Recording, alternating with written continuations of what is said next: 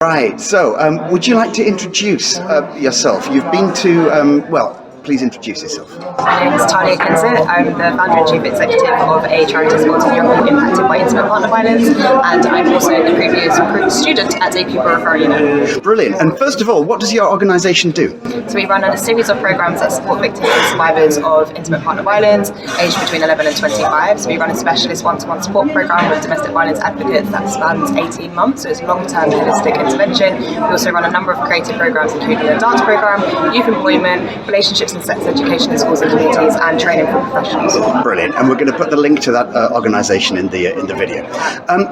You say you've been to a PRU. Can you tell me what that is, please? Yep, so a Pupil Referral Unit in the UK is where you go if you've been excluded from mainstream school.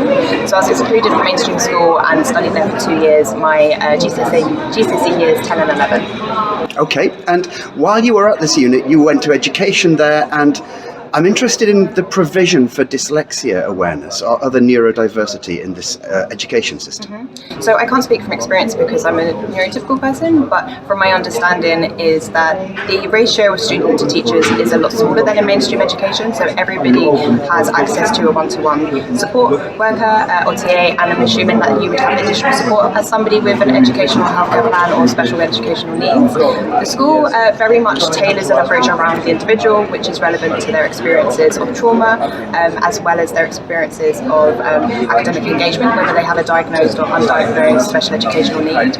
Lots of the people I studied with in school had additional needs, and many of those weren't diagnosed. They had experiences of trauma, which impacts their ability to engage in work and education and structure, and as you know, has a link to neurodiversity as well. So there definitely is a more wraparound level of support there, but I found in my experience that it was less academic focused and more emotional support focused. Wonderful. And those kids who did have educational needs, did they do well?